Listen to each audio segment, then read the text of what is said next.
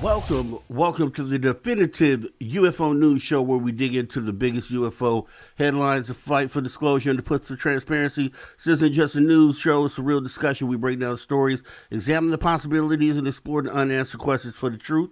No political spin, no biased narratives, just the facts, the analysis, and yes, the conversations that move the needle. I am your host, Mr. Rob G. Guess what, guys? It is time to go ahead and dig into tonight's show. I'm going to go ahead and get everything ready for you today, guys. We're going to have a fantastic show. The topic, right? The topic is wild. We're going to be talking about extremism being a roadblock for UFO disclosure. I know it's crazy. It sounds wild. But there's some things, obviously, had me thinking about even approaching with this angle, right? And so we're going to go ahead and have some fun, talk about that here today. I definitely want to just welcome everybody on into the show as well. So appreciate you guys coming on out for the religious extremism, the real UFO roadblock show. We got C-Tech out there saying, hey, Rob. Let me go ahead and make sure. It looks like the chat is back. Let me make sure that we have that in front here. Let's try that again. C-Tech saying, hey, Rob, appreciate you coming on in. C-Tech, Mateo, also stating, welcome everyone to another great discussion. I hope it's going to be that, right? You never can anticipate fully what it's going to be, but I definitely hope that this is a great discussion here tonight by Rob and his mission for the topic and humanity. That's what we do it for. And I'm glad you pointed that out, Mateo, because that's exactly what kind of prompted and guided tonight's show. So and let me start there. That's actually a perfect place to get us going, Mateo. This channel is all about pro-humanity. And let me start by saying this. We have the ticker down at the bottom of the screen that talks about, no religious stuff, no politics, no cursing if you could refrain from doing so. And the Social Dig is a channel that focuses on anything that we can talk about that would positively affect the outcome of where we go as humanity, right? So one of the most, and how it formed around UFOs is because it's one of the most important things facing humanity right now. One of the most important moments facing humanity is the UFO disclosure and how we handle it, the conversations that we have, where we go from there. But Social Dig does also cover any other social issues that affect humanity as well, right? And so we have a thing, hashtag crimes against humanity. We know the government's been doing a lot of that when it comes to the UFO subject, holding back things that could potentially take human beings on that path to get to where we're trying to go. And so that's why we have these conversations that move the needle. We're here, the home of truth and transparency, as we search for these answers. And we're going to have fun with the conversation here tonight. So I definitely appreciate you guys coming on into the show. Let me go ahead and get ready to jump into our slides here for the night. Yes, religious extremism, the real UFO roadblock. So we've talked about, if you've watched any of the previous shows, we've talked about the road to disclosure. And, I'd say probably a few months ago, I talked to the Reverend Michael J. Carter, good friend, awesome guy. And, I started that show off by asking him, when it comes to religion, it seems like it's likely or probably the next shoe to drop, right? It has to be addressed and it has to be talked about on the stage before we actually get to disclosure. It's one of the steps. Like we've had, images put out there. We've had whistleblowers step out and say that they've been part of programs. We've had, documentaries released that help position certain cases that you may not have known about. We've had all these things leading on up to hopefully this year being that year of disclosure. I really hope that it is. And, it's imminent for the religious part of the conversation to come up. And the reason why we, know that it's going to be part of the conversation is because we talked about the ontological shock, right? How would humanity handle the news of UFOs, being a real thing? Like, obviously, people in the community, we already know. We've had our disclosure, we've had our personal confirmation, so we know what that the UFOs are here. We've seen them, we filmed them. We have experiencers that have had encounters and have stories of being face to face with these beings. One of my favorite cases that I always like to bring up, which is still one of the all time favorites, is the Ariel School. And the reason why is because it happened in broad daylight. The craft was seen by many. The craft landed, and beings got out of the craft. There is no wondering in a case like that, right? If you were there to observe that, you would fully understand not only are there these weird things in the sky, but they're physical and they land, and inside of them are some weird beings, right? And so when you have all that, the ontological shock when it comes to the average person, if there was someone who was a skeptic or who wasn't really tuned in to the subject and they happened to be there for an event like that, how would they feel about it? Would it be, how would they handle it, right? How would that ontological shock hit a person like that? How would they literally deal or handle with, immediately, instantly being shown and proven that what we've talked about all this time is actually real, it's a real thing. Now, whether that comes from, a mass sighting of UFOs across the world, like we saw with the New Jersey drone swarm, which I'm still gonna hold off and say that was something not from here, right? And it was done on the world stage, but I don't, the effect wasn't there, right? As far as, I think you had a lot of people on the fence and really concerned and scared about the moment. But if this was something that had happened in all major cities across the world at the same time, right? Something coordinated like that, I think that instantly takes a lot of people who have not paid attention to the subject and immediately gives them confirmation. So how does that get handled? Right? We talked about how some people won't be able to take it. We anticipate there's going to be a portion of the population that's just not going to be able to handle it, not know what to do. And that's kind of where we're able to step in as experiencers, and people who have had these sort of conversations, right? These conversations are practice for those moments as we attempt to kind of, throw things at the wall, see what sticks when it comes to getting the answers in relation to phenomena. Because as we can all agree, no one has the answers. Now, and I know there's people out there who sit on those microphones and they tell you what these beings are and they tell you why they're here and they give you all the information, all the data.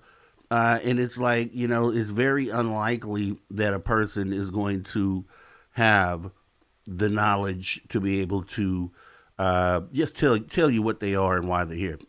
I can't go that far, and maybe it's because I haven't had any sort of face-to-face sort of confrontation. But let me go ahead and get ready to get into the show here. I see a couple of comments out here. Just want to see before we jump into this here. Deadfish Cheese Spread, appreciate you coming on in, saying I agree. Appreciate you showing on up. And okay, let me do this here. All right, appreciate showing on up, Deadfish Cheese Spread. And sick of them running stuff, and I'm assuming you're talking about the government. Okay, didn't that professor make a movie about that after he interviewed the kids? Where is that? I know the Ariel School phenomenon was the documentary that actually came out. I know John Mack rather, was the one who had gone down there and interviewed the kids like right after the event happened. I think there's a couple versions using that same footage, but yeah, and yeah, you're right. C-Tech, it was Professor John Mack from Harvard who did the investigation. There were a few documentaries about all of that. Yeah, right on point, right on point. You definitely got to see the documentary Dead Fish. It's mind blowing, you know. And before I jump into the show, I'll just tell you why. It's the footage of the kids. It's you know, everyone has dealt with children. We were all children at some point in time. At least I hope, I think, 'cause if you're human, you were a child at one point in time. You you know, like you have a feeling on if a child is being deceptive or not. A lot of children are not really great at hiding their emotions, right? So you get these kids who are in a state of shock, essentially. That's how I looked at it. They seem to be in a state of shock, and you can see it in their eyes, the genuineness of the statements that they were making in the moment as it happened. Like literally, I don't know if it was same day or within days of the event, but they're fresh on their mind. They're telling it as they remember, and they also were taken aside and they had them all draw images, draw pictures of what it was they saw individually, separately, and they all drew the same thing essentially. You know, looked a little different, some of them, but for the most part, they all looked alike. So it kind of really confirmed what it was, and I believe it was over in the Ariel school case. It was over 60 students that saw this thing land right 10 feet away in their schoolyard in Rua, Zimbabwe, 1994. Crazy, middle of the day. Bean got out. They described what the bean looked like. There were two of them. Said one just stood on the craft. The other one was kind of floating and kind of glitching back and forth, moving in front of the craft. And then when I watched another film on it, another one of the other documentaries they had, you know, because I'm thinking maybe this is they're looking at this thing from like 20, 30 feet out, 20, 30 feet away. But according to another documentary I watched, it was at arm's length. We're talking about within 5 to 10 feet, I'll say, these kids were from this craft and these beings. Crazy. And they had other school sightings too, right? And we'll probably do a show on why they seem to, you know, move or, you know, gravitate towards children. Is that a intentional thing or what is that? Yeah. C-Tech. Mateo's totally agree, Rob. Those kids were the most convincing UFO witnesses I've ever seen. Yeah, definitely. Death Fish, I believe those kids 100%. That's true facts. Now, as we go ahead and get into this, because right, that should take it to the bank. And for a lot of people, I think if they were to watch those documentaries, they probably would walk away with the same thing. Because how you can't really, there's not a lot to question there, right? I think as far as if you want to poke a hole in an experience, there's really not a place that I can see where you're going to be able to poke a hole in that.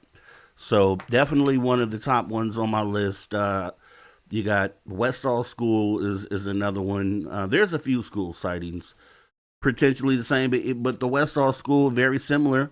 They had over 200 witnesses in the middle of the day with adults there as well present viewing it as well. So I mean, for the skeptics out there, go look up those two cases, please. Study those two cases, and then let us know how you feel about it. Leave it in the comments.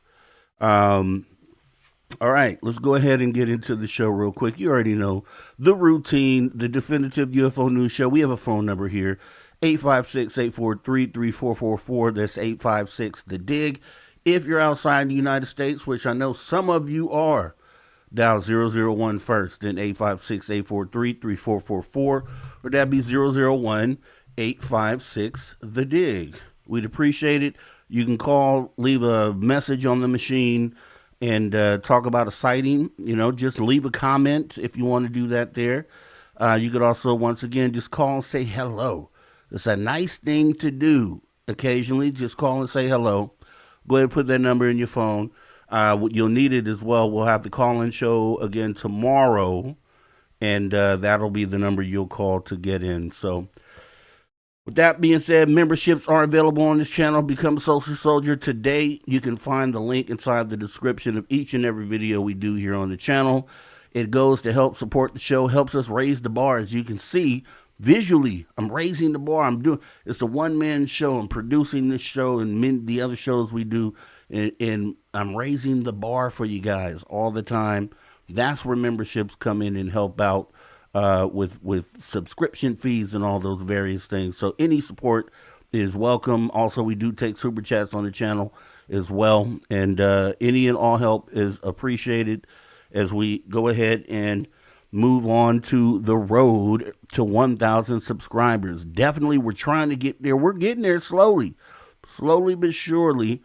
Slow growth is the best growth. We don't need a viral video as long as we're having the conversations that move the needle, and we're having people come into the show that want to have those type of conversations. That's what we're looking for. We are growing and on the road to 1,000 subscribers. Consider subscribing today if you haven't already. Tell a friend, someone interested in the conversation, because at the end of the day, as time goes, we're all going to have this conversation together. Not just us here, but everyone, right? So your friend or the person that isn't currently into UFOs, they're going to want to come to the table and have the conversation as well. When they do, when they're coming around to it, bring them on over to the show. And I appreciate having them here as well. Also, UFO Con 2026, Contact on the Bay, coming up very, very soon, March 20th, 21st, 22nd, at the Crown Plaza in Burlingame, California. Scientists, researchers, and experiencers collaborating. Over 18 speakers. You're going to have a bunch of the events there, a bunch of different rooms, experiencer groups, special guests. You can get more information at caufocon.com.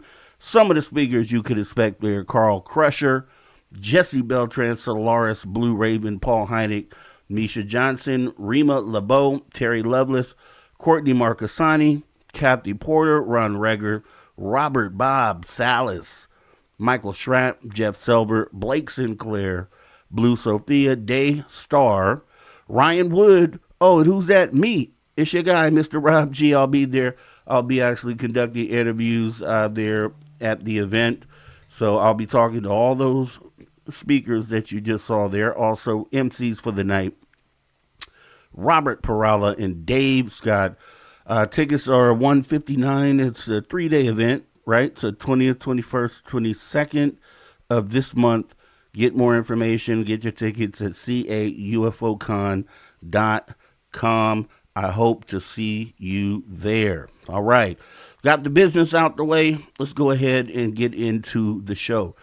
Extreme religion, UFO confirmation, the roadblock to disclosure. I'm feeling this way. We had a call-in show last week. My guy Mateo called in, and we talked about some of these things. Hashed up some of the old conversations that we've had on this show. He was a co-host here on the channel. We hope to have him back here having more great conversations. So we'll see what the future brings for us. But, we did talk momentarily about the whole religion thing. And it's weird because, early on in the Jeremy Corbell, Ross Coulthard, sort of news coverage of the UFO topic, we ended up starting out as nuts and bolts, like physical craft, like everything's physical, nuts and bolts. And that's the approach that we were all taking. And then all of a sudden, it seemed like overnight almost, you had Ross Coulthard, Jeremy Corbell going on these news stations talking about how all of a sudden they've been hearing that this may have, religious tones to it. Spirituality may be involved in this. Interdimensionality, all these different things.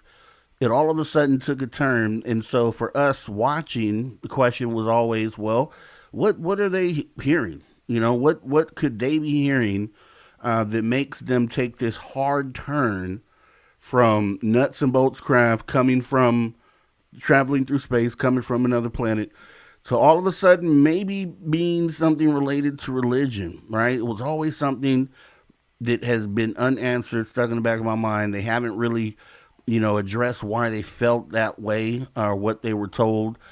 You had some people as well, I believe Tucker Carlson as well. He became enamored with the subject, and he actually spoke on one of his shows where he talked about the whole maybe being related to religion and having a religious impact. So for me, it was strange at the time when all this was happening. I wasn't sure why they were going this way. I had once again, I've had the Reverend Michael J. Carter on the show here, and we've talked a lot about just religion and UFOs and how these two things are related, and more importantly, with the whole path to disclosure. What's going on in the churches? What's the conversation there, right? Is there gonna be an issue once we get to, having to deal with, the churches and what they believe versus what we're seeing in the skies? And for the most part, a lot of religions, go with the God created the heavens and everything in it, essentially, which for me feels like the heavens being obviously space, the universe, and then everything within that, right?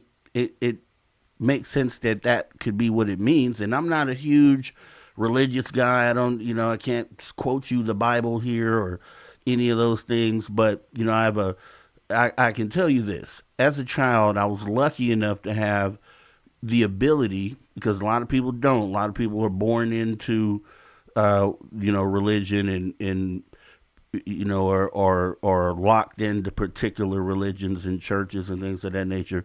And I kind of was as well as a kid, but I was able as a teenager to kind of experience other religions, right? So I was brought up in Church of Christ with my grandmother, would attend with her, and then when she wasn't around to take me, then I would go, to other churches with friends, right? So we're talking about Jehovah's Witness and just other churches, anything that was considered church, depending on what faiths my friends were, happened to be there on a Sunday, I would go ahead and attend. What that allowed me to do is it allowed me to see that there were differences in the way that each religion had, viewed their scripture, right? It was interpreted differently in different cases there.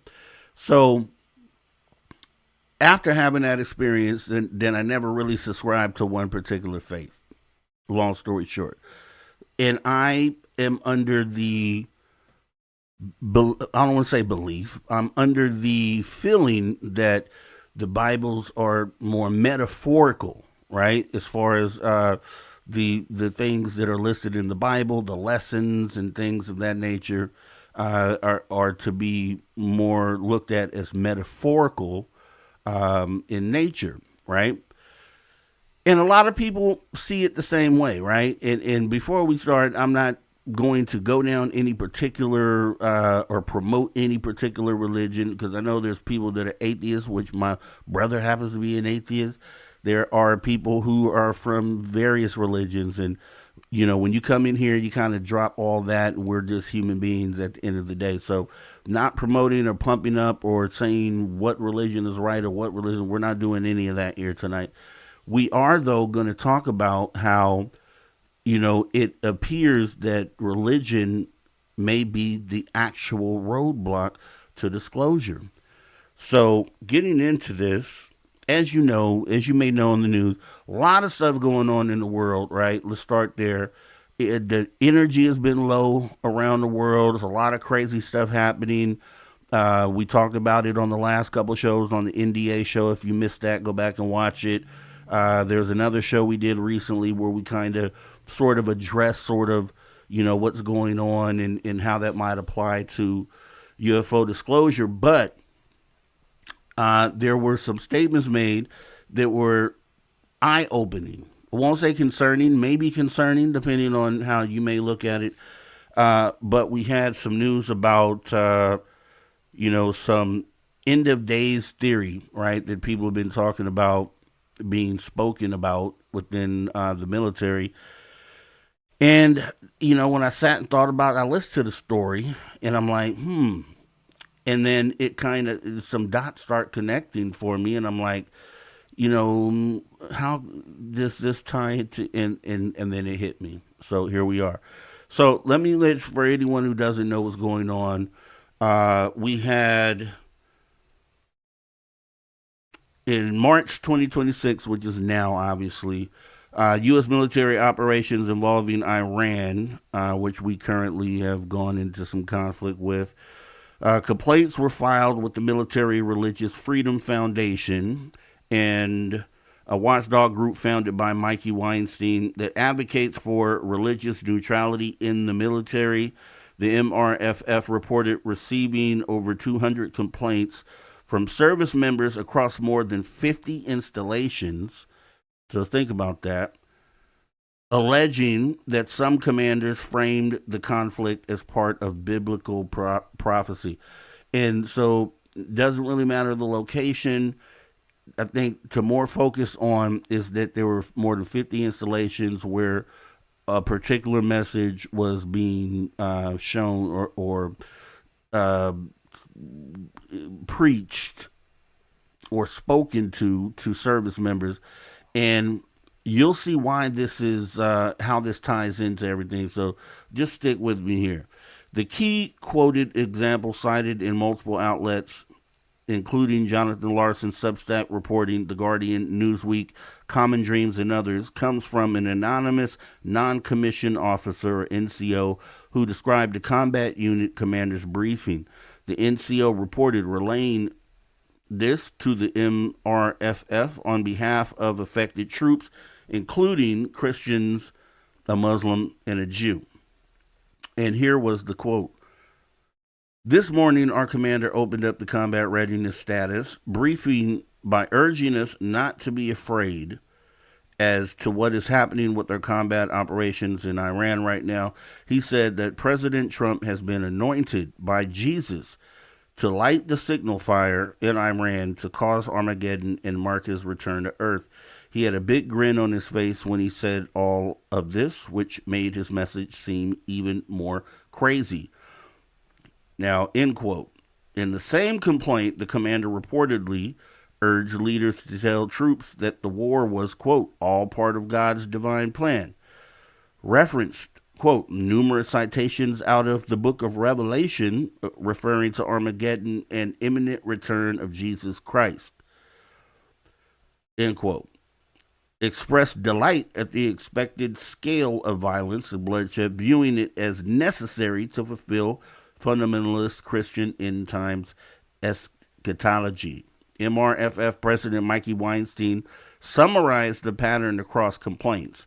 Now, his quote was, our MRFF clients report the unrestricted euphoria of their commanders and command chains as to how this new biblically sanctioned war is clearly to the undeniable sign of the expeditious approach of the fundamentalist Christian end times, as vividly described in the New Testament book of Revelations. Many of their commanders are especially delighted with how graphic this battle will be, zeroing in on how bloody all of this must become in order to fulfill and be 100% in 100% accordance with fundamentalist Christian end of the world eschatology. For historical context, similar rhetoric has appeared before. Retired Lieutenant General William Jerry Boykin and former Delta Force Commander, Deputy Undersecretary of Defense of Intelligence, spoke in the early 2000s about the war on terror as a battle against, quote, spiritual enemy called Satan, end quote, and referenced spiritual warfare themes to audiences, including military ones. These allegations tie into broader concerns about Defense Secretary Pete Hegseth's influence, including his promotion of Christian worship and services with the Pentagon. Now, this is for me. Okay, I'm laying the table here because this particular message, which you wouldn't expect to come from military officers to troops, right, out there in the battlefield, this is happening at 50 different installations. So we're talking about spread out all across a vast region.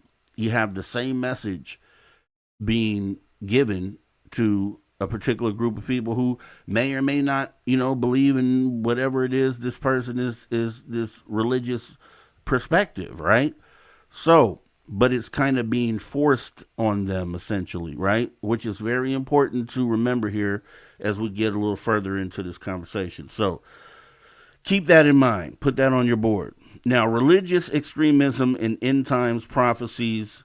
Religious extremism is we're going to kind of just get an understanding for those who may not get the context. But religious extremism tied to end times prophecies, often called apocalypticism or eschatology, centers on the belief that the world as we know it is nearing a divinely ordained conclusion, marked by cataclysmic events, the triumph of good over evil, and ultimate judgment. This ideology appears across Abrahamic traditions rooted in ancient texts, but interpreted literally by extremists to justify action in the present, while mainstream adherents view these prophecies metaphorically, which is literally metaphorically. They keep that in mind as well, that these messages are being delivered as literal messages. Mainstream adherents view these prophecies metaphorically or as distant futures. Extremists treat them as imminent blueprints, sometimes accelerating conflict to fulfill them. When held by world leaders, such beliefs shape policy in ways that ripple across global affairs, prioritizing divine timelines over empirical evidence or long term human welfare. A revelation of extraterrestrial presence would likely be filtered through the same lens, right? So you see where we're going. You see where we're going. In Christianity, the book of Revelation describes Armageddon, a final battle of Megiddo in Israel, along with rapture, Antichrist, and a new heaven and earth. Premillennial dispensationalism, popular among some evangelicals, posits that true believers will be taken to heaven before a 7-year tribulation. Extremist groups, including certain Christian identity movements and militias, have invoked these ideas to justify isolation, stockpiling weapons, or violence against perceived enemies of the end times, framing government as the beast system. Islam's eschatology centers on Qiyamah, the hour, preceded by signs like the appearance of Mahdi, a guided redeemer, and Dajjal, a false messiah. Jesus returns to slay the Dajjal. Groups like ISIS explicitly use prophecies such as the Battle of the-Digg or Black Flags of Khorasan to recruit fighters and legitimize territorial conquest as divine preludes to Mahdi's arrival. These narratives, stripped of historical scholarly content, turn contemporary wars into sacred theater. So when we talk about that, we're talking about, taking what's being said in the Bible as literal. And I think that is where the problem is obviously coming in, right? Because as you see what the end of times prophecy is supposed to be, then this is what's being preached as a literal orders, like messages and orders out there on the battlefield to people who may not prescribe to that religion at all, right? Which is why all these whistleblower complaints came out in regards to this. It was shocking that this was the approach being taken, and this was the message that was being given, and this was the release that was put out on this here. Let's see. When leaders internalize end times ideology, it translates into governance that treats geopolitics as prophecy fulfillment rather than pragmatic problem solving. In the United States, Christian Zionist figures prominent in recent administrations interpreted Israeli security and territorial actions through a dispensationalist lens, viewing support for Israel as hastening Christ's return. Ambassadors and defense officials with these ties have framed Middle East policy accordingly, often prioritizing prophetic alignment over balanced diplomacy or humanitarian concerns. In Shia majority Iran, leaders invoking the hidden Imam or Mahdi have historically tied foreign policy, especially confrontation with Israel in the West, to eschatological preparation. Similar patterns appear in other contexts where apocalyptic rhetoric legitimizes hard standards. Now, these ideologies, these are the ways they affect humanity, and which is an important thing to talk about. Escalation of conflict, unconditional support for actions in prophetic regions where Israel and Palestine reduces incentives for peace processes, perpetuating cycles of violence that displace millions and risk wider wars. Extremist groups exploit the same narratives, blurring lines between state policy and non-state terror. So, when we get into the whole extraterrestrial part of this, and actually, there's an important part here. Let me see, I might want to save this here. No, we'll go right into this. So, this is the how someone who is considered an extreme, a religious extremist, and have the views that were espoused in the military that we talked about earlier, might view the extraterrestrial revelation. So, say they see something out there on the battlefield. Leaders steeped in end times ideology would almost certainly interpret confirmed extraterrestrial presence, whether microbial life, intelligence signals, or direct contact, through prophetic filters rather than scientific ones. Responses would vary by tradition, but converge on spiritual reframing over wonder or cooperation. Christian fundamentalists and dispensationalist leaders, common among Western policymakers, overwhelmingly viewed UFOs and alleged alien encounters as demonic deception. Prominent theologians argue that the unexplained aerial phenomena represent fallen angels or interdimensional entities. And see, this is maybe why they took this hard turn, when we had no further information. So, and the point I'm wanting to make here about this is that with the message given that aligned with these particular beliefs out there on the battlefield was done in 50 different instances at least. And so we have 50 different individuals who had this idea to present this message, and maybe that message, maybe the okay for them to do that came from the top. But the point is, you have all these different sergeants or platoon leaders or whoever is giving these, these talks to the soldiers, having the same mindset on looking at what's written in the Bible and taking this end times ideology as literal information, right? That's within our military, at the very least. As we go ahead and go further into this, Islamic context, particularly among Mahdi-oriented leaders, the Quran's references to multiple heavens and earth and unseen beings or jinn allow more interpretive flexibility. Some scholars already speculate that extraterrestrials could fit with divine creation, with jinn hypothesis explaining UFOs. Revelation might be framed as another sign of the hour, perhaps the Dajjal's deception, or as proof of God's vast creation, prompting calls for Islamic unity or missionary outreach to hypothetical alien civilizations. Extremist interpretations could still weaponize it, portraying aliens as infidel forces or allies of the Dajjal.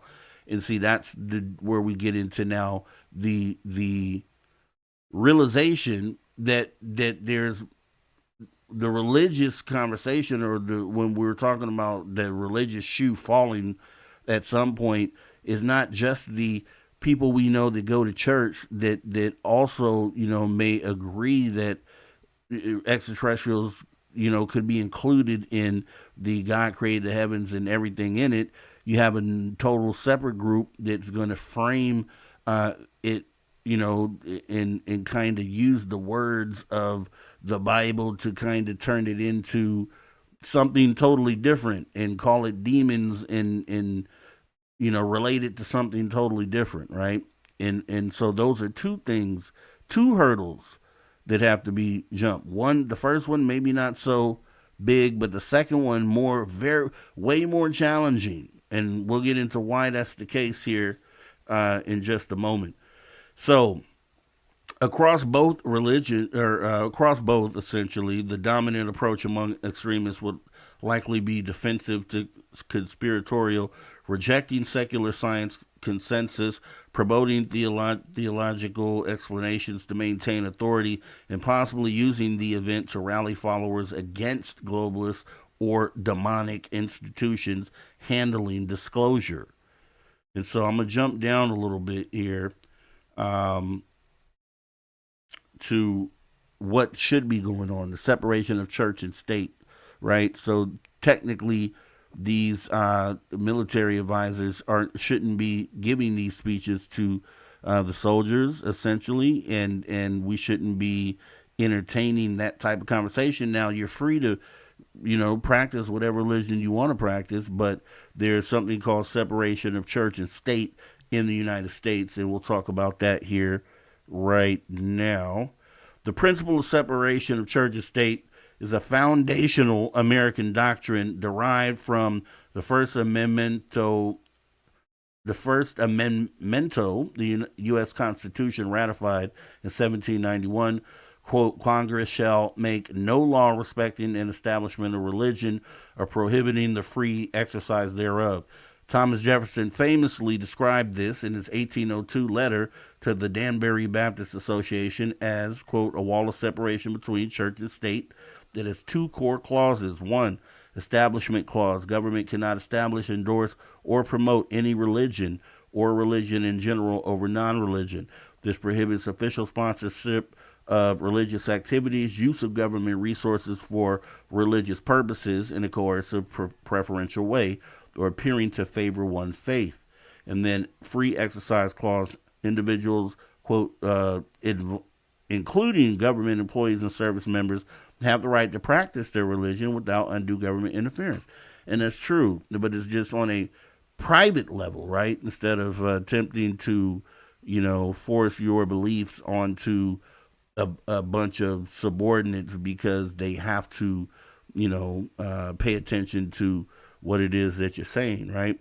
So that's where that makes maybe not necessarily your beliefs wrong, which that's up for determination depending on how you feel about it, but more so of you subjecting others to your point of view and perspective in attempts to maybe persuade them or sway them in the direction of implementing the message that you're giving, right? Those are the beginnings of cults. That's how cults get started. Indoctrination, right? And that's essentially what that's an example of what happened there in the military. So there was another story that came out amongst that, right? Because not only was this happening in the military, but you have the Secretary of Defense. So Pete Hegseth was caught kind of doing this within the government, right? So not just out there on the battlefield, pep talk for the troops, rallying the troops, pumping up the troops, which is probably how they would want to frame that if you were to ask those individuals who gave those speeches. You have individuals within the government. So just showing that this message is also being perpetuated within the government, at least in this case that we'll talk about here.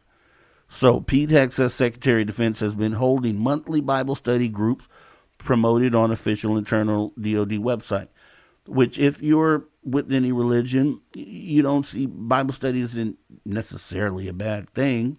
But when it comes to the way that this is being done, then it's different. It's more of it being forced on individuals who may not have that perspective, or that may not subscribe to that particular religious view that you might have, and it's kind of being enforced and kind of implemented in a way that you would do if you were recruiting, right?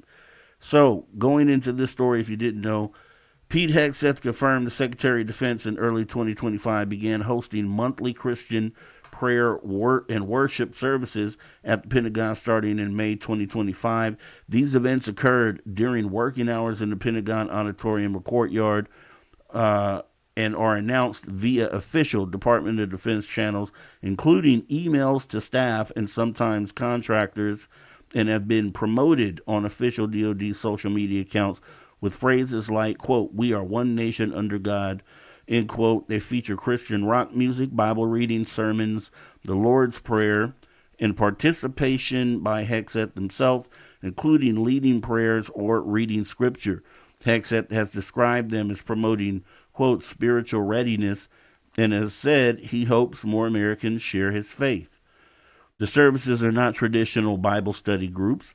Hegseth did lead small voluntary Bible studies during his Iraq deployment, but structured worship services with preaching that includes biblical exposition. The inaugural event of May 2025 was led by Brooks Pottinger, pastor of Hegseth Tennessee Church, part of the Communion of Reformed Evangelistic Churches, or CREC network. Hegseth has framed the series as a regular monthly event. So this is where it got a little deeper. A notable escalation occurred on February 18, 2026, reported around February 19th, when Hegseth invited Doug Wilson, who's featured here in the photo, senior pastor of the Church of Christ Church in Moscow, Idaho, and a founder of the CREC denomination, to deliver the sermon at one of these services.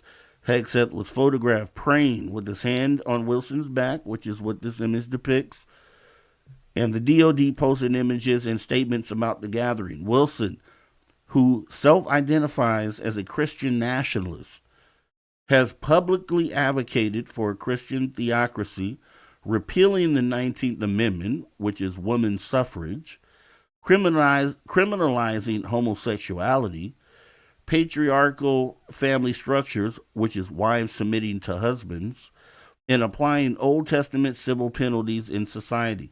He has ties to post-millennial Reconstructionist ideas and has called for the nation and world to become explicitly Christian. Critics label these views extremist, theocratic, and incompatible with pluralism. Hegseth has long been a prominent follower of Wilson's network. He joined a CREC-affiliated church around 2018 and has echoed themes like all Christ for all life. Now, getting into Wilson, he's with this. He's founded, or is with this communion of Reformed evangelical churches. Wilson has addressed the question of extraterrestrial presence many times on his widely read blog in my blog, the primary platform for CREC-aligned theology. His consistent views shared across posts from 2021 through 2025 can be summarized as follows. Wilson rejects the idea of physical, biological extraterrestrials, intelligent life from other planets visiting Earth. When reports of UFOs or aliens are not outright fraudulent, psyops, Chinese technology, misidentifications, or hallucinations, he interprets genuine phenomena as demonic activity and deception.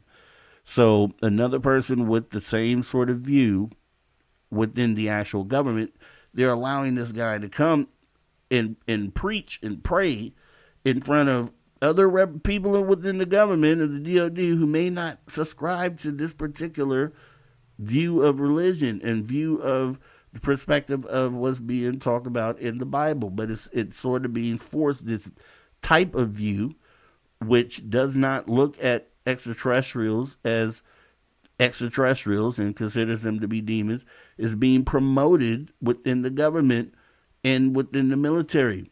That's a problem. That is a problem. Not the fact that it's religion, because you respect everyone's religion or the right not to be religious, and however you want to frame it. But when it comes to this particular thing here, this is where we get affected here in the UFO community. So in October, let's see, in October 2025, response response to a reader asking how, quote, legit aliens, which is a green person stepping out of a flying saucer, would be compatible with the Bible, Wilson wrote. My take is that when the reports are not fraudulent, they are simply reports of demonic activity and deception. The idea of other races visiting Earth is simply part of the secular cosmology.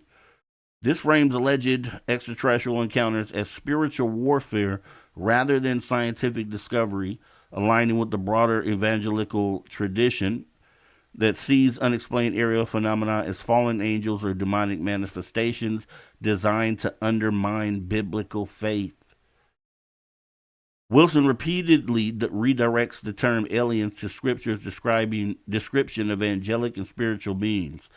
In a March 2025 post addressing a reader worried that confirmed alien life would cause tremendous doubt and require rewriting Christian doctrine, he replied, Jimmy, I actually don't think so. We already know many alien life forms, cherubim, seraphim, archangels, thrones, dominions, principalities, and powers. In an early 2021 exchange on UFOs and compatibility with the gospel, he stated, I believe in them, I just don't call them aliens. I call them cherubim, seraphim, angels, archangels, thrones, principalities, and powers. He has recommended classic Christian resources on the topic as well. CREC's broader theology is postmillennial and optimistic about the gospel's triumph on earth before Christ's return. This framework makes naturalistic extraterrestrial life unnecessary and potentially disruptive. It fits into a secular cosmology that competes with the biblical account of creation and redemption centered on earth and humanity. Any widespread, quote, disclosure of extraterrestrials would likely be viewed as a line sign or strong delusion, echoing 2 Thessalonians 2, verses 9 through 11, not a challenge to core doctrines, but confirmation of end times spiritual deception. Wilson has critiqued secular figures like Joe Rogan on the topic, contrasting materialist alien narratives with the biblical worldview. Because CRC churches are autonomous, but culturally and theologically aligned with Wilson's teachings, which many pastors train under or associate with him, this perspective represents the dominant, if not uniform, view across the network. No prominent CREC pastors or official publications have publicly contradicted it. In short, the CREC network does not anticipate or welcome confirmed extraterrestrial presence as a neutral scientific event. Through Doug Wilson's influential voice, it would interpret such a revelation as either illusory or demonic, reinforcing rather than undermining their commitment to a thoroughly biblical, earth-centered cosmology. The stance follows directly from their reformed supernaturalist worldview rather than any specialized CREC policy. So obviously this is a conflict of interest within the government. Just, it goes against science. We know that science is part of most of the discoveries that we have enjoyed or learned about up to this day, and including, if you want to look at it, the science is helping in some ways to try to figure out what the extraterrestrial presence is, even though they want proof before they give any answers on that. But as Secretary of Defense, the civilian leader of the world's most powerful military, Hegseth swears to an oath to support and defend the Constitution of the United States against all enemies, foreign and domestic, hosting official sectarian Christian worship services in a government building during duty hours, inviting a preacher with explicitly theocratic views, and using DoD platforms to promote them raises several direct conflicts. It's the violation of Establishment Clause. Government officials cannot appear to endorse one religion. Christian or critics, FFRF, Americans United for Separation of Church and State, MRFF, argue these are not purely private gatherings, but state-sponsored events on federal property with official invitations and promotion. This creates coercion risks. Service members or contractors may feel pressured to attend for career advancement in a hierarchical military culture. There's a problem there. There's a problem, especially when you think about whistleblowers, right? And the information on the inside. And if someone is preaching this to them and they go against it, then they risk they risk their futures being tampered with, essentially. Undermining military neutrality and cohesion. The U.S. military includes Christians of many denominations, Jews, Muslims, Hindus, atheists, and others. Favoring one narrow strain of Christianity risks alienating non-adherents, eroding trust, and politicizing the force. DoD policy emphasizes diversity and non-discrimination, tying spiritual readiness explicitly to Hex's faith could be seen as preferential treatment. Theocratic and democratic governance. Wilson's documented positions like against women voting or biblical civil law conflict with core constitutional principles like equal protection, democracy, and secular law. Hex has close affiliation in the decision to elevate Wilson at the Pentagon signal that personal religious ideology may influence leadership priorities over pluralistic evidence-based defense policy. This blurs the line between personal faith and official duty in a nation whose founding documents deliberately avoided establishing religion.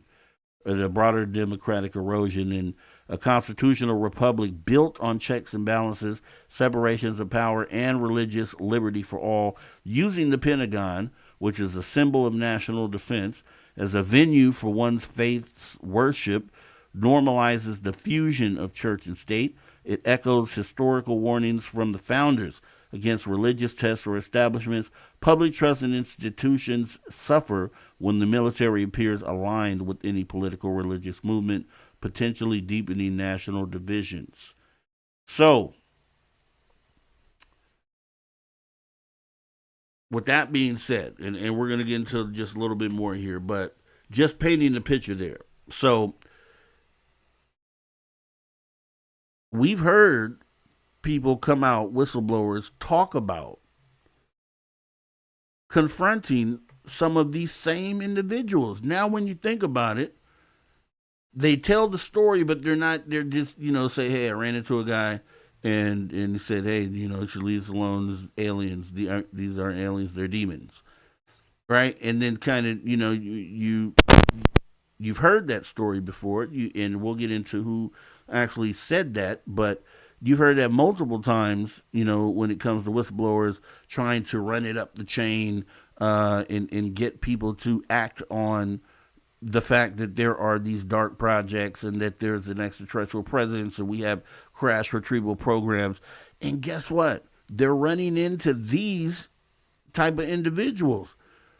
And you would think on the face of it that these type of individuals would be a minority, but as it showed out there with the military officials who gave those speeches to the soldiers, that was 50 different speeches. They had over 200 some reports of that particular perspective being given, which is the same perspective that says that extraterrestrials aren't aliens.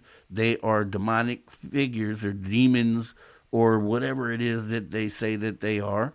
And that those same individuals with that view and perspective and willingness to say it to other people are also inside this government.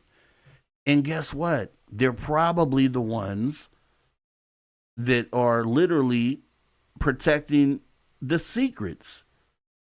And so let's get into one of the other individuals, the most famous individual who we know has told us that they ran into an incident just like the one we're talking about here today. Lou Elizondo, right? UFO whistleblower who is publicly described being told that UFOs or aliens are demonic and essentially to leave it alone or to stop pursuing them is Lou Elizondo. Elizondo is a former U.S. intelligence official who claims to have directed Pentagon's Advanced Aerospace Threat Identification Program, or ATIP, a secretive program investigating unidentified aerial phenomena, UAP or UFOs. In multiple interviews and accounts, including a 2021 New York Post article and resurfaced clips discussed in podcasts and media, Elizondo recounted a direct exchange with the senior government official, a high-level colleague or superior, described as a competent and loyal patriot during his time working on UAP investigations. The official confronted him about his persistence in studying the phenomena. Elizondo pushed back, asking why they weren't pursuing the data further. The official responded along the lines of, well, then you know that these things are demonic and we should not be pursuing them. Variations of these quotes, these things are demonic or demonic in nature, with the clear implication of stop investigating because it posed a spiritual religious threat rather than a scientific or national security one. Elizondo emphasized that the person, quote, wasn't kidding and was sincere in their belief. He described the motivation as rooted in religious conviction. The phenomenon threatened their belief system, and they viewed it as genuinely demonic rather than extraterrestrial. Elizondo himself does not share this view. He advocates for serious evidence-based investigation regardless of origin hypothesis, including the possibility it could be demonic. Though he leans towards explanations like advanced tech or unknown phenomena, he said he respects the official's sincerity and patriotism, but found the refusal to engage with data on religious grounds frustrating and illogical. This anecdote has been widely cited in UFO disclosure discussions, including a New York 2021 New York Post on federal cover-ups fueled by fear, where physicist Eric Davis also notes similar objections to UFOs as satanic. Reddit threads and YouTube clips resurfacing the story, articles in outlets like Premier Christianity, where Elizondo reflecting on it, noting internal opposition stemmed from religious concerns and asking rhetorically, quote, if you thought God told you this was demonic, wouldn't you be afraid? So, it's there. It's all laid out there. So, we've heard these stories, and we kind of didn't really pay close attention to them, right? We knew that there's a level of religion which most of us have experienced by going to church or going with someone to church.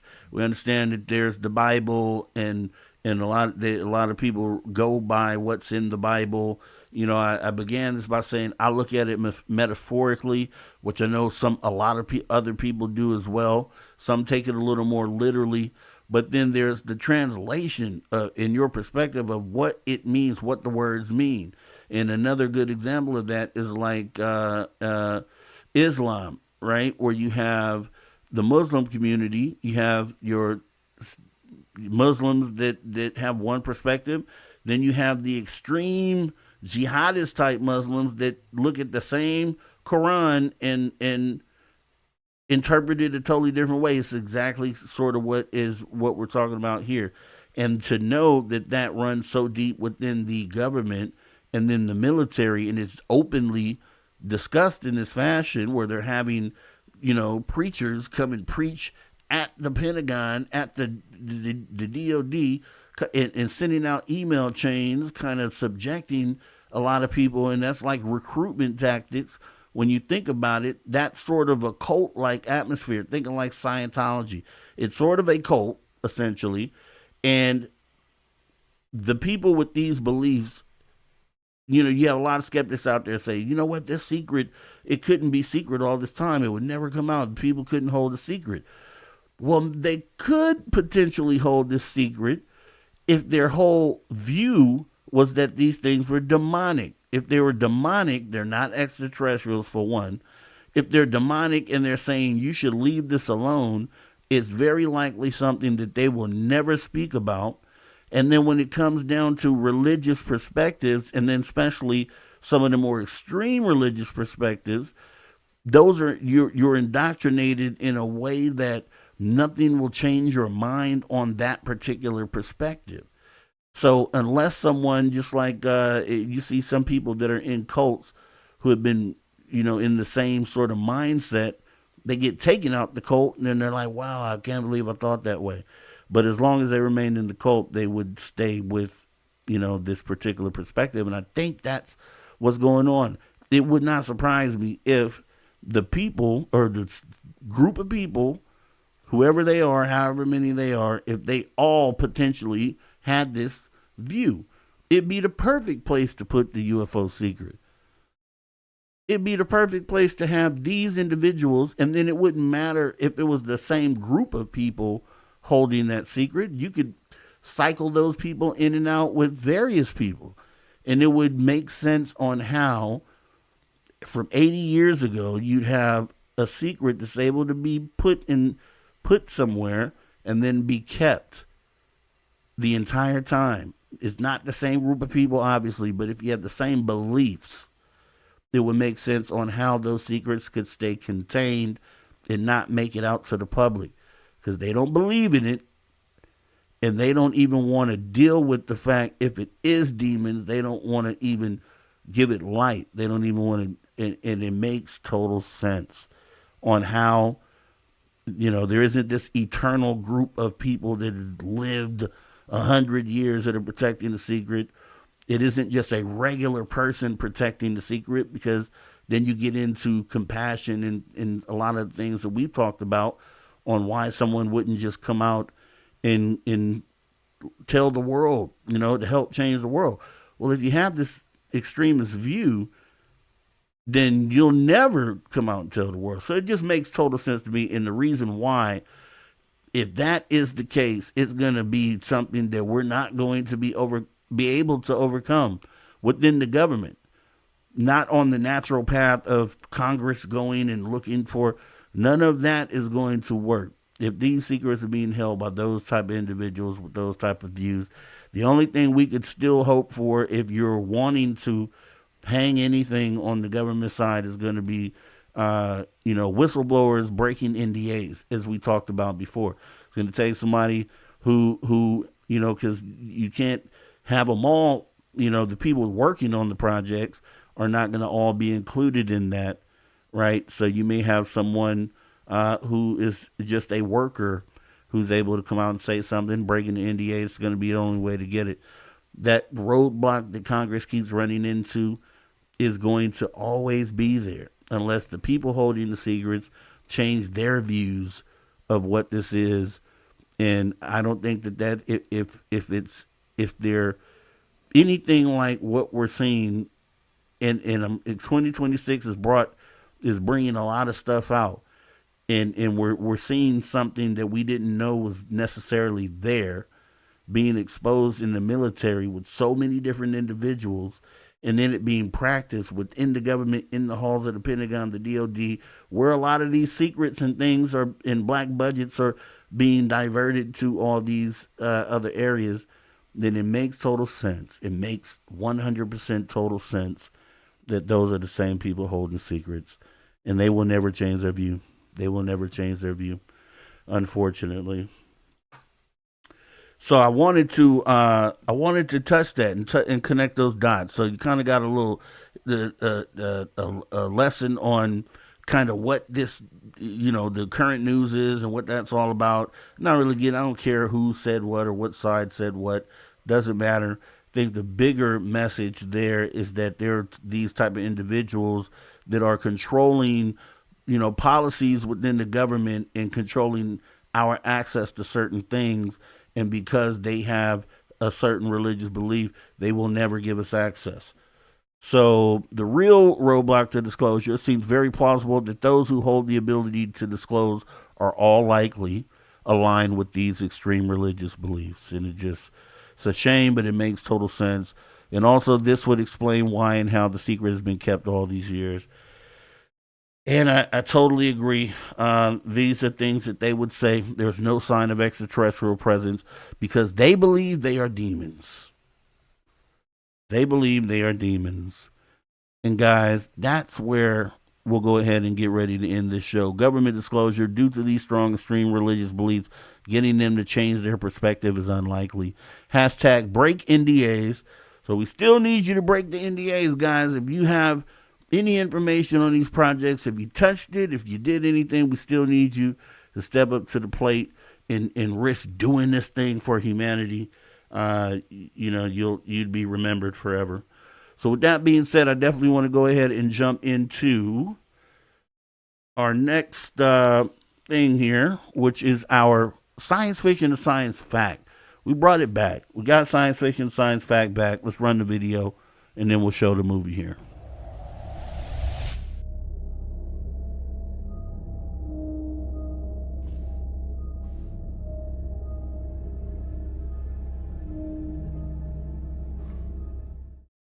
All right, the science fiction to science fact movie is going to be.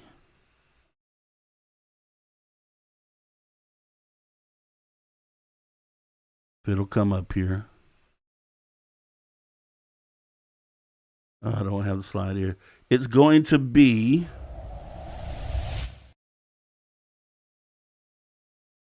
No One Will Save You. No One Will Save You. This is the movie you can find on Hulu. It is as far as what I feel like the extraterrestrial presence would be if you were face to face with one of these. If you, this is one of the things that I'm afraid of all the time. Let me actually bring myself back up here on screen. No One Will Save You. This movie is so intriguing, so interesting. It literally, and I don't know, maybe telling you this, then you won't watch the movie. So I'll let you watch the movie. I'll just tell you that it's very intriguing. It will give you the feeling, the sensation of understanding what, walking around the corner when you get up to go use the bathroom or go get a glass of water, walking around the corner and seeing the extraterrestrial standing in your kitchen face to face. This gives you that, what that would feel like, that sort of moment. So I recommend watching this. It's on Hulu. If you got Hulu, definitely go check it out. And then leave it in the comment. Tell me the thing that I didn't want to tell you that you realized by the end of the movie. Just tell me how you felt about the movie, but then also tell me the thing that was unique, I'll say, about this particular movie. And then we'll see if you got it. But that is the science fiction science fact movie of the week. No One Will Save You, and UFO confirmation, the roadblock to disclosure. Extreme religion is the roadblock to disclosure. Let me go ahead and look back in here. See, some people definitely came on in here at the end. I appreciate you guys showing on up. I think I had a kitty catty whack sighting. I have to go back in my chat here. Kitty catty whack. Hey, kitty catty whack. Thanks for coming on in. Appreciate you showing on up. Yeah, vocab word for the day, eschatology. Definitely. Maggie M10, all the way from the other side of the globe, from the land down under. Appreciate you coming on in, Maggie. And yeah, Maggie, Mateo was on the last show. He'd called in, and we had a great conversation. So if you check out the Friday Night Live from last week, we had a great little conversation there. Let's see. All right. Let's see who else do we got out there. Came in late. Megan Tennessee Tech. Let's see you guys back and forth. And all right. Let's see. This is an awesome comment. This is an awesome comment. This is an awesome comment, and I really appreciate this. So we'll start here. Mateo saying, you did your homework on this Rob Gray stuff is really quite a paradigm shift, and it's affecting the entire UFO community and its original goals. Definitely, Kitty Catty Whack agrees. Rob always brings great information. I appreciate that. And Maggie M10, yep. Well, I love the dig, even if I don't understand a lot of it or have to think about it way after the show. And that's the talk that keeps you thinking, right? And you should always walk away from a show with more than you came in with. You should always leave, and the goal here is to always leave with something on your mind, something to kind of get your mind going. And maybe you have another perspective. Maybe it's something we didn't see that you saw, and you bring that back to the show next time we get together, or like on the call-in show tomorrow night. Right? This is exactly why we do this. That's right, Maggie. It's conversations that move the needle. It has to be that, right? Because if it isn't a conversation moving the needle, then what are we doing, right? Are we just getting on the mic and blabbing about stuff or telling stories, right? It's about conversations that move the needle. And let's see. C-Tech, more obfuscation to throw us off the hunt for truth and our obvious progress towards their own government. Right, right. It's when you look at it,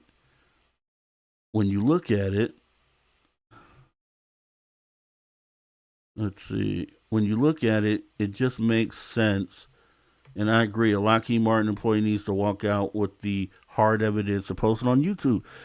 Because if you see it, really stepping back, that's a scary perspective here, right? Because it's attempting to indoctrinate you into a cult, essentially, and have this particular mindset to where you will never be open to anything outside of what's being said within that particular perspective there. Let's see. That's where it gets dangerous. Oh, Christine, hold on. I see Christine. Hey, Christine, thanks for coming on in. Appreciate you showing on up to the show. And I hope the audio and everything was good for you guys tonight, because I want to make sure that everything was great. If it was gravy, let me know. Thumbs up. Oh, one good thing, if you could do it, please go ahead and take the time to hit that thumbs up button. Let us know if you liked the show, if you didn't like the show, either way. Also, please engage with the show by leaving a comment, even if it's a one word, great or nice or whatever you want to do. Just go ahead and leave a comment as well. That way YouTube knows that you are engaging with the shows here. And with that being said, we're going to actually get ready to get up out of here, because we'll be doing a show tomorrow, the call-in show. This is where you call in and you talk about whatever you want to talk about. Pick a topic, and we'll go ahead and get that together tomorrow. I'm attempting to work out the on-screen guest stuff, so I'll probably be doing some testing later on tonight. If not, we'll just go directly with the phone calls. We'll take them one at a time, and we'll do it like that. So with that being said, guys, let me go ahead and get ready to get us out of here. Disclosure Day, very important. We'll always show this every show. Disclosure Day is 99 days away. The movie by Steven Spielberg. I really feel like that this is going to be a film that just adds to the overall conversation. I want to say Steven Spielberg has leaned in with the advisors on this film. I'm expecting this to be exactly as the title says. I have no reason to believe that it isn't. I want this and hope that this is a blueprint to disclosure. And I hope it really kind of kicks in the door, gets the ball rolling on us getting across that goal line. 99 days left. We'll show this on every show until we count down to 0, and we'll be definitely watching the movie and reviewing it on this channel as well. So if you're here for the first time, please consider hitting that subscribe button. We are still trying to get our numbers on our road to 1,000 subscribers. So every subscribe helps. We'd appreciate you hitting that subscribe button. Also, notification bell so you know next time we go live. That would be totally awesome. As well as memberships being available here on the channel. Become a social soldier today. We are attempting to raise the bar here, quality wise, visually. We're trying to get everything on par here. And if you've been here long enough, you know we have definitely raised the bar and will continue to do so. You can become a member by clicking the link in the description of any video on this channel, as well as the phone number here. Definitely make sure, before we do the phone number, the social Discord, very important. We have a Discord right here on this channel. 24 hours it's open. We have members that are already in there. It's a totally free thing. You just download Discord. If you don't know how to use it, download the Discord app onto your phone and then click this link. The link is also in the description of the video. If you've already downloaded the app, then you click that link in the description. It'll take you right into Discord and allow you to join the Discord chat. So you'll be in there with everybody else that's here as well. We hope to see you on the Discord, as well as, once again, the phone number here. This should be in everyone's phones because you never know. You could be stuck on the side of the road like, hey, Rob G, give me a ride. I need come pick me up. Send me an Uber, Rob G. If you call the number, I just might be able to do that for you. 856-843-3444. That's 856-THE-DIGG. If you're outside the United States like Maggie M10, 001 first, then 856-843-3444, or that is 001856. The Dig. Lastly, UFOCon 2026. Contact on the Bay, March 20th, 21st, 22nd, Burlingame, California, which is essentially South San Francisco, at the Crown Plaza Hotel. Scientists, researchers, experiencers collaborating, more than 18 speakers. Find out more information at caufocon.com. Once again, the speakers: Carl Crusher, Jesse Beltran, Solaris Blue Raven, Paul Hynek, Misha Johnson, Rima LeBeau, Terry Lovelace, Courtney Macrasane, Kathy Porter, Ron Reger, Robert Bob Salas, Michael Schratt, Jeff Silver, Blake Sinclair, Blue Sophia, Dave Starr, Ryan Wood, me, yourself, Mr. Rob G, conducting interviews at the event. Also, Robert Perala and Dave Scott on the MCs. $159 for the 3-day event, caufocon.com. Hope to see you there. And also the After Hours show coming back very soon. Also, along with the Friday night live call-in show, we'll be doing that tomorrow. So make sure you're here for that. Come on in, talk about some UFOs, talk about whatever you want to. It's the Social Dig. We don't have to stick to UFOs 100% of the time here. So if you want to talk about something else, social issue, definitely this is the place to do it. And with that being said, guys, I'm going to bring myself back up on screen. It has been a fantastic show. Another one for the books, right? And we got more down the pipeline coming on up. So once again, please consider subscribing, hit the notification bell. And really, I hope to see you back here soon.